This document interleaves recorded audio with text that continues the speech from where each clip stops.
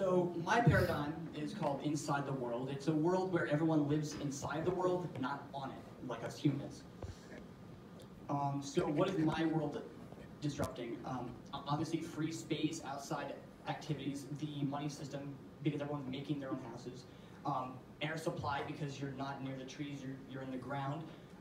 Social lives, because it can either benefit because the houses are connected, or since you're in the ground, it's hard to find other people. Jobs, because there wouldn't be anywhere to go, so you couldn't really have jobs and activities. So this created a problem of how do we live inside of objects instead of on them like we do. So in my research, I came across some things that are in the world that sort of show what I'm trying to create. So first of all, it's very disgusting, but a tapeworm is a really good example because it lives inside of a stomach and finds a way to get nutrients and live inside of another organism. Also, mole holes or like holes that like ants make, they actually make their own homes in the ground, which is what my world is really trying to create. Also, coral reefs, because there are a bunch of coral stacked on top of each other, and the fish live inside of it, and it protects them from outside predators.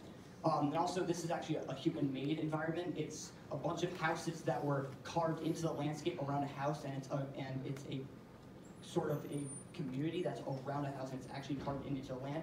It's sort of what my world is trying to look at. So this is my hierarchy chart. Obviously, there are many things you can live inside of. So this is just how I broke it up. So there's adding and subtracting, which are two ways that you can live inside of objects. You can either add layers and live inside of like what you made, or you can just dig, which is subtracting. And these are all the kind of things that you can live inside of. So my hybrids, my first one is Boulder Dash, and it uses boulders, subtracting and adding, and the ground or the earth or the dirt to make an environment. My second one is Bubble Houses, which uses bubbles, spiders, and the ocean, so that these spiders can live in the bubbles in the ocean and survive. And my third one is Secluded Cave, which is a waterfall which organisms can live in, and then a cave inside the waterfall where other organisms can live that leads into a river. So my outcome is that I expanded on the Boulder Dash theory to make this. And this is a bunch of boulders stacked on top of each other, and I carved houses inside of it, and it connects into the ground, and there are tunnels or passageways between each house, making social lives a lot easier. And then there are also carved patios on the sides, which are kind of hard to see, but it's a way for people to get outside if they want to. So in conclusion, so why does my paradigm benefit the world? Well, first of all, it saves the environment. We're not going to be cutting down trees. Trees can thrive on the world while we're underneath it. So that's the biggest factor. There's no more poverty. If there's no more money system, there's no more poverty. Everyone gets their own homes. Everyone gets the same food. Everyone gets the same objects. Everyone gets everything the same.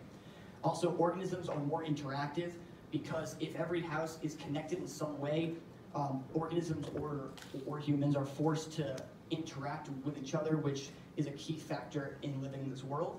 Also, there are no more jobs because you can't move about that much, so it allows people to be with their families more and to be at home more, and this is not just for humans, this is for all organisms. And also, it makes people more social because if you are connected, you're forced to talk with people, and that's a great gift that my world creates.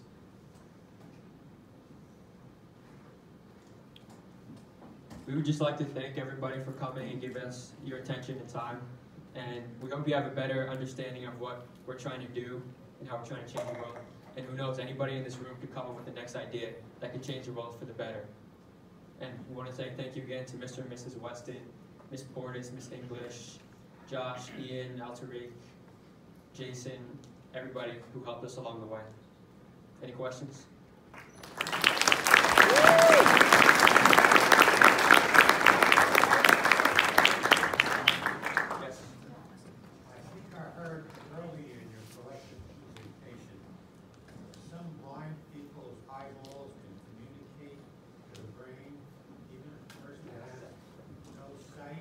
Yeah, it's called Blindsidedness. It's it's a YouTube video from like 2008 with this guy.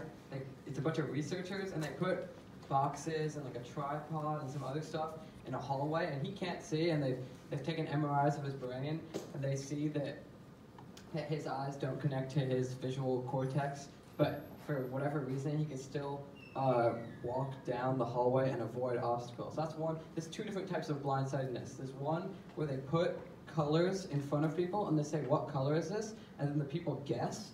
And then if they get it often more than they would by just chance, that's one type where they can actually know even though they're not seeing it. But like they do know even though they're not seeing it. And then the other type is when they can physically like avoid objects even though they can't see anything. It's really interesting. Yeah. I just wondered, did your group come up with this idea, or did a faculty member have the idea and you all decided to join? No, we came up with all the ideas. Jason and Fraska aren't helpful. I mean, yeah, no. Yeah, so what we did at the beginning was, as you can see, we made like some random, 3D print. And then from that, we expanded on that, and that's how we created our paradigm. We saw what is the unintended use of this 3D print that we made. And from that, we realized what paradigms we each had, and we expanded on them to create these products. Anybody else? Yeah? This is more of a question for you. How do you feel about the concept of orbital rings? So you would take a metal wire, you would send it to orbit around the Earth, you would take a bunch of like ring-shaped magnets and put them around this ring. Those wouldn't be in orbit, but because they're repelling away from the metal wire, they would just remain in place, and then you would lay foundations for living and transport and anything else you would need on top of that. That's a very interesting idea. That's also very efficient for, keeping that space each and everything. I wasn't aware of that when I was doing my research, but that would be great to know. Thank you. Any other questions? Comment on origami. I saw a documentary that NASA is literally using origami to create a folded up, I'll call it housing unit, that after it comes out to some other place, opens up. Yeah, so origami is very interesting, and that's why I used it in my product. It's, you can expand and contract with a lot of different origami designs. Yes? I have a question about the animal architecture. So for that, would it be actually like somehow getting the animals to do it, or would it be like synthetic versions of the same sort of fibers that they by themselves? That's an interesting question.